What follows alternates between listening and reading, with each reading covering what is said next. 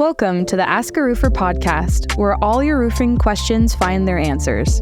Your hosts, Megan Ellsworth and Lauren White, peel back the layers of the roofing world to reveal the knowledge, tips, and FAQs you've been curious about.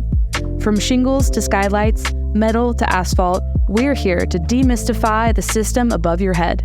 So get ready to ask, learn, and explore the fascinating world of roofing, one question at a time on the AskARoofer Podcast. Hello, everyone. My name is Megan Ellsworth, and you are listening to an AskARoofer podcast episode. I'm so excited. I have John Kiesel and Ryan here to discuss. We're talking about drones, thermal imaging, roof inspections. How do all those things work to help you get the most accurate inspection of your roof?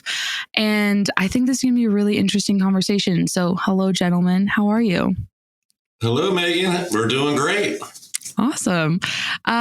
John, let's start with you. Just have you introduce yourself and tell us a little bit about you. John Kiesel, Division 7 Roofing here in Columbus, Ohio. We perform commercial industrial roofing and also have adopted a lot of technology to assist our clients with, identifying leak issues and giving them a better perspective of their overall roof condition. Amazing. Ryan, who are you? That's a good question. No, I'm just kidding.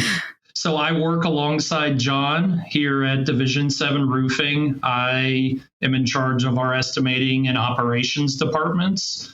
So when it comes to integrating these technologies that he talked about and using and interpreting that data inside of our operations and estimating departments, that's my specialty. So that's why he asked me to be here today. Got it. Amazing. Okay. So what is thermal imaging and how the heck does it work? It's a good question. That's a good question as well, Miss Megan. So thermal imagery is better known as infrared or IR scans, as you'll hear a lot of people call it. So we're talking about heat energy. So it's still electromagnetic light energy, but this is in a part of the spectrum that our human eyes can't see. It has a lot of valuable information, though, when we are looking for heat signatures. So we have developed, not we at Division 7, but humans have developed tools that pick up this heat energy or radiation and essentially translates it into a visual version that our minds can understand. Oftentimes, when you look at an infrared camera screen, you're going to see a depiction of hotter temperatures being a brighter color, like a red or a yellow, and cooler temperatures being a cooler color. So those are going to come in a lot of times in blues or purples, greens, things like that. These color palettes can be changed to present different contrasts. So that's really just a setting, a feature, if you will, of the cameras. But the net and the important part for roofing and building envelopes is we have a way that visually shows temperature differentials. Okay, got it. So it's you're showing the efficiency of a house, where the heat is leaking and whatnot, and where it's cold and where it's hot, essentially. Amazing. Okay, so what are the main advantages to using thermal imaging drones in roofing inspections? So the main advantages are going to come down to things like accuracy, safety, efficiency, and cost. Okay. It used to be, before the world of drones, we had thermal cameras, but it always involved somebody climbing a ladder, getting up on that roof, oftentimes during dusk or even in the dark, and they're walking around to capture this imagery. The beautiful part about putting a infrared payload onto a drone is that that human now gets to stay on the ground and simply hold the controller. And as long as they are following some pretty simple rules as it applies to thermography, they are going to be able to capture just as good of imagery as we would if we were walking across the roof. So you can imagine we're eliminating somebody having to climb and walk a roof in not so good lighting or no lighting at all. And we're able to go across those areas at a much higher rate of speed. And lastly, I want you to think about the altitude. When we are walking on a roof, we're only, most of us are only upwards of 6 feet tall. So you're only a few feet away. And with the drone, we can go a little bit higher and we can start to gain perspective. Instead of there being just a spot here, just a spot there, when you're 100 feet up in the air, we might be able to see that there's different patterns that are coming through in the thermal data. So that is going to be your main advantages of attaching a thermal payload to a drone. Okay. What types of roofing issues can thermal imaging reveal that might go unnoticed to the naked eye? Kind of like you said, the height difference helps, but also what are they seeing that we can't see? Yeah, so the use of technology is the concept that people have bad days. Just starting with technology versus people, the ability for technology to see things consistently based on how things are programmed and designed versus a person that could have a bad day and not be paying attention. There's definitely just at that point an advantage because you can understand how to fix an issue with some technologies versus sometimes people. That's sometimes generally impossible. But the types of issues that are going to go unnoticed is, moisture underneath the roof surface that you can't detect with the human eye. Got it. You can't detect air leaks that are coming through the interior of the building up through the structural deck and gaps in the insulation. You're not going to be able to detect those types of things by just looking. And sometimes there's damaged mechanical components on a roof that could be malfunctioning, producing more heat than they should be, and detecting those types of issues as well is pretty valuable because we've seen mechanical units, HVAC equipment that had fan motors that were going bad, and detecting this high heat, we were able to draw the attention to the property manager that, this thing could cause a fire. So there's a lot of things going on up there, just measuring heat and what's acceptable and what's not. Interesting. Okay, follow-up question. What would a roof leak look like on a thermal scan? Would it be cold?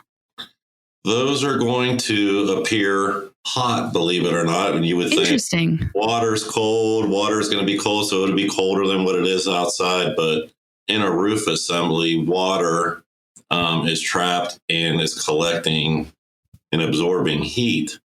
So as that water is heating up through the day and it cools at a lot slower rate, we go out at night and we're able to see where heat is being held in concentrated areas due to the moisture retaining that heat and not dissipating off like a dry surface would. Okay. Interesting. Okay. So how effective is thermal imaging at finding these roof leaks or insulation issues? It sounds like pretty effective. Yeah, we've seen, most of the time we use this as a forensic tool in most cases where issues that continue to occur, causing the interior of the building to have issues with moisture. We've been out, we've repaired the things with the roof. We just cannot find anything that can let water in with a naked eye. So a lot of times we take our drone out and we fly a roof and we can get to areas that weren't detectable. And that can sometimes be a parapet wall cavity or some area where condensation's collecting and forming and causing problems just with temperature changes and those types of things. So it's very effective. It's very accurate. Most cases, if you're into something that's very consequential, we would recommend taking some destructive testing actions and doing a physical core cutout of the roof and measuring the actual moisture content of the substrate underneath the roof just to verify severity. So very accurate in getting you to the right place and very accurate with what the imagery is showing you. But sometimes we do need to take physical examinations as well. Interesting. Okay. Got it. So going off of that, what are some conditions where thermal imaging might not be as effective? So there are situations where we have what we would call an overburden on the roof. So these would be things like a ballasted EPDM assembly, where you have, most of the time it's going to be smooth river rock in our part of the country. That's tough, right? Because now you have a situation where you're trying to detect this thermal energy, but you have this overburden that has a lot of thermal mass. Right. It's giving off its own energy signatures. So that's going to be a situation where without the right equipment, because there are different types of infrared cameras, and we won't get into all of those details, but some infrared cameras, they're called a mid-wave camera, and they're very expensive. Can see through there better. But your traditional IR cameras that most people are going to buy, they really have trouble with that.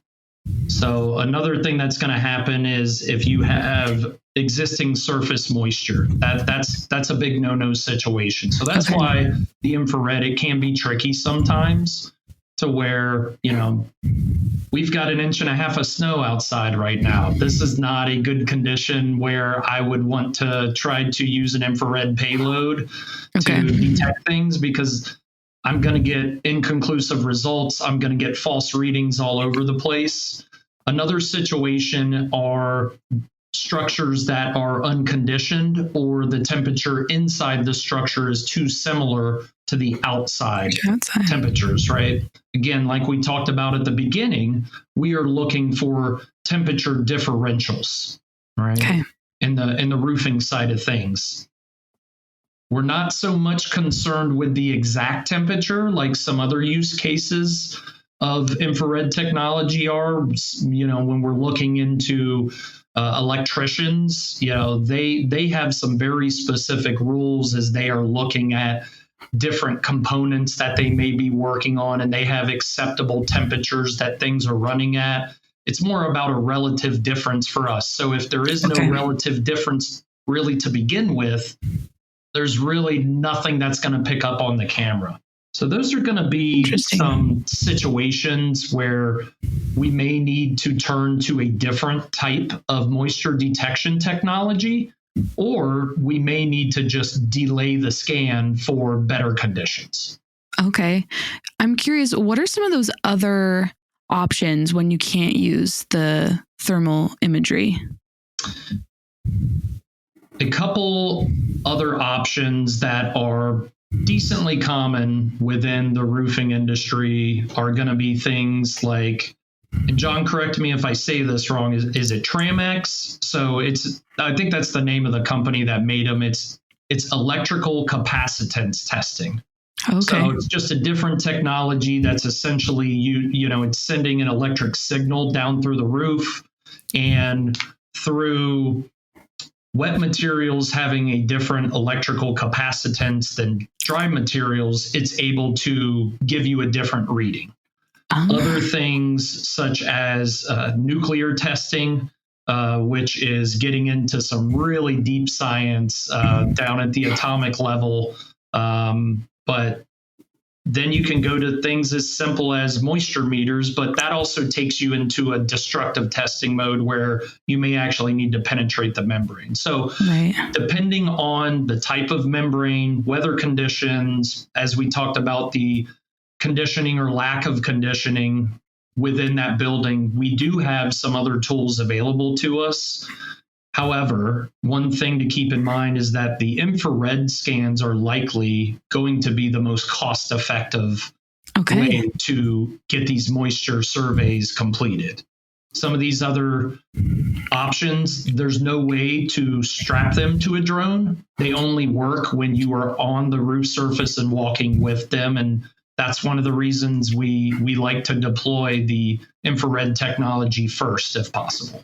Yeah. And with the drone, like you said earlier, you're getting that height, you're seeing the whole thing, full picture, plus the thermal imagery scan, this is just so cool. It's cool that you can see water under a roof. That's really cool. So how can this thermal imaging help property owners and property managers save money on repairs and energy costs, like in an apartment building? So as John talked about earlier with air leakage and condensation, things like that, a few things that are either common sense or maybe not be, depending on your level of construction knowledge. But building code is moving more and more towards an airtight building envelope, right? And we know that if you are paying and using energy to condition air, whether that is to heat it up or cool it down, and that is leaking out of the building envelope somewhere, you're wasting money, right? So now, true. on certain levels, it's impossible to avoid. That's why building code discusses energy efficiency and things like U factors and R factors. With these are talking about the thermal resistance to temperature change. On other manners, when we talk about wet materials, unfortunately, when insulating materials get wet, they lose their insulating value. That what is supposed to be something that resists that thermal change is now actually turning into a conductor of that change. So you're kind of bridging that gap when these wet materials are getting wet. You're kind of bridging that gap between maybe it's hot outside and it's cooler inside during the summer. Now you've got this wet insulation sitting in between those two, and next thing you know, your energy bills are going up a little bit here, a little bit there, and it also has other effects on the structure from rust and things like that. So really, it's just a matter of awareness, and that's the beautiful part about visualizing thermal energy is we're seeing where it's going. We're seeing where it's trapped. So just by having that awareness and then partnering with roofing professionals or HVAC professionals or even electricians for that matter, depending on what system you're working on, they're going to be able to lay out some options to get you to a more energy efficient standpoint. Wow. Man, I would be scared to see a thermal scan of my house. It's just all the heat escaping. Yeah, most of the time you're going to see it around doors and windows, things like that in the houses, which is pretty common for everybody because that's where there's a change in building composition. But for sure. Especially in the older houses, you see some pretty eye-opening pictures, if you will. I bet. So quick curveball question. So maybe a home or property owner is listening to this right now and they're thinking, man, I don't think I need a new roof, but I would love to get a thermal scan of my house to see how I can make it more efficient, energy efficient. Is that something that is an option for home or building owners? I think that the use case for that is definitely possible, especially with an attic space or the availability to add that barrier between conditioned space and non-conditioned space. Generally speaking, in commercial applications, the only way to add additional insulation is to put it between the structural deck and the waterproofing membrane, right? Which would consist of a roof replacement. Yep. For a facility that has an attic type of space that, like I said, is that barrier between outside and inside, there's definitely the ability to add insulation and kind of correct some of those voids without interrupting the roof. Okay. One warning sign for those situations as well for people who live in areas where there is snowfall. After about a day after a lighter snowfall, if you're buried in inches, it's not going to be as apparent. But let's say you get 1.5 inches out there, look up at the roof. If you start seeing telegraphing lines coming through the snow because the snow's melting in those patterns, that's a good sign that you have some room to improve, we'll say. There's different scenarios that could present themselves, but that's a good indicator, like, hey, maybe I should get a thermal scan completed just to understand what's going on, because realistically, if everything is in a perfect world scenario, all that snow should be melting at the same rate because it's all one consistent temperature in there. So if you're seeing hot spots of the snow melting, maybe cause to give somebody a call and come out with an infrared camera. Interesting. Okay. So this seems pretty straightforward to me, but how does using a drone for inspections make someone climbing on the roof safer? You know, it's preventing them from getting on the roof. How is that safer? I think that, Ryan alluded to earlier on about, the process of flying the drone. You're on the ground in most cases and following some regulations, and being on the ground is definitely safer than being at height. But, besides the obvious, there's definitely situations where most commercial roofs these days, you're going to have skylights, you're going to have other types of openings that, are hard to navigate in the daytime, let alone at night, walking around, paying attention to a camera, distracted. Right.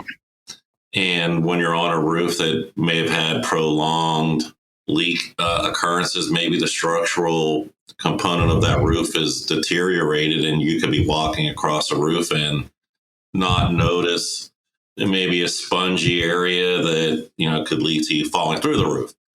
So there's just a little bit of extra concern that, when you're getting up on a building, let alone in the dark. And most of the time, the people that we've seen around in our area, they're going out and performing these inspections by themselves.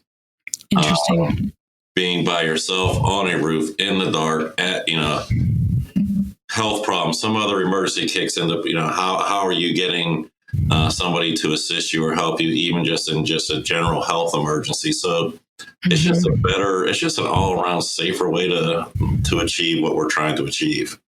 Yeah, absolutely. Especially with some of these huge apartment buildings. I mean, that's just scary also. Being up there, I'd be scared. And so much safer. I think that's great.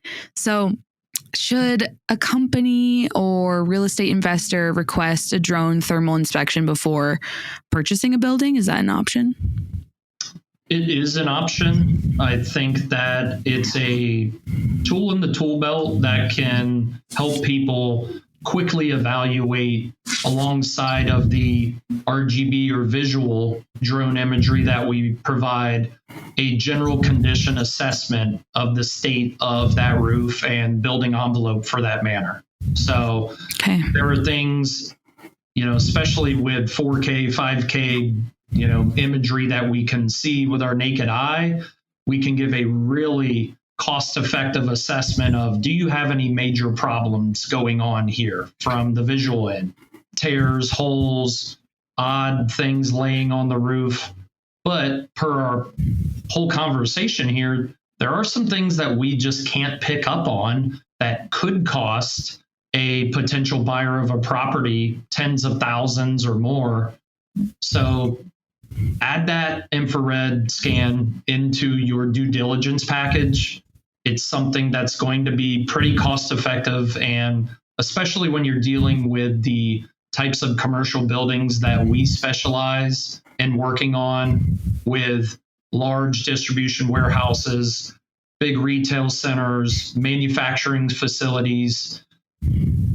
I know I can do that much more cost effective, safer, and if there are things that pop up, then we can make a more pointed investigation on someone's behalf, rather than having to spend the money to do this the old school way, which is boots on the roof everywhere. So it really helps you bring down some cost of the due diligence period, operate more effectively, and be more pointed where it counts. Okay. Interesting. That's great. So what are some warning signs that a property manager or a building needs a thermal scan for their roof? I know we talked about the snow. That's a great tip. I'd say that, when you're managing the data and the activity of your building, and if you're seeing, every time it rains, or 5 or 6 times a year, you're getting leak calls or leaks inside the building, and there's just a consistent pattern of roof leak activity, alongside of doing a preventive maintenance assessment to try to corner, the reactive occasions and put them to a minimal occurrence. That's a good sign that you may want to have a thermal scan done, because not all roofs are just one roof in place. So a lot of times here in our area, there's a older built up asphalt roof that was put on when the building was built, and somebody went back and put a new roof over top of that roof. And it's not unusual to find that second roof is shot, and the thing that's keeping the roof or the building dry is the build-up roof that they went over top of. Wow. So, a few of these leaks are popping up inside the building, and you get up on the roof and you see that this roof is shot, and it's unbelievable that the building's not actually flooding at this point because of that build-up roof that's sealed up around all the screws and continued to perform even after it was covered up. But roof leak activity is generally the thing that is a warning sign that you should get a thermal scan on the roof. Okay. And really, as technology and best practices start to evolve and drive this, maybe make it more affordable and maybe a little bit more easily acquired. Yeah. Maybe do this every year on every roof, just to keep a proactive look at this. Where we sit today, it would be a little bit dramatic to have this performed on your building every single year. But I think, at a minimum, every 2 years, having this done in a proactive measure should be part of your asset management consideration. Totally. I completely agree. I think that's great advice. Where can they learn more about this and find someone that has this technology near them? Well, for people in the tri-state area around Ohio, they can contact us directly. Perfect. Division 7 Roofing here in Columbus. In general, I think it's a fairly easy Google to find some people that are armed with this technology, and everybody should be working with a roofer they trust, and that should be a resource to guide them in the right direction. If you ask your roofer, hey, I'm considering a thermal scan on my building, and your roofer you talk to has no idea what you're talking about, you might need a new roofer. Yeah. Yeah. It's a good sign if your roofer doesn't know who to point you to or how to get this done for you. They might be the chuck in the truck that needs to go. Yep. Completely agree. Well, gentlemen, I've learned a ton. Thank you so much for sharing this wisdom with us. Division 7 Roofing does have a directory on Roofers Coffee Shop and AskARoofer.com, so you can find more info about them on there, and also find their phone number and their website and call them if you're in the tri-state Ohio area, like John said. And gentlemen, I just can't thank you enough. Your wisdom was incredible, and I hope to chat with you again sometime soon. Anytime. Thank you for having us, Megan. We appreciate it. Absolutely. Absolutely. Well, everyone out there listening, thank you so much for listening. Make sure you subscribe, and we'll see you next time on the AskARoofer Podcast. If your roof needs answers, subscribe now to the AskARoofer Podcast. We've got your questions covered, one episode at a time. Go to AskARoofer.com to submit your questions and learn more. Stay tuned and keep those questions coming.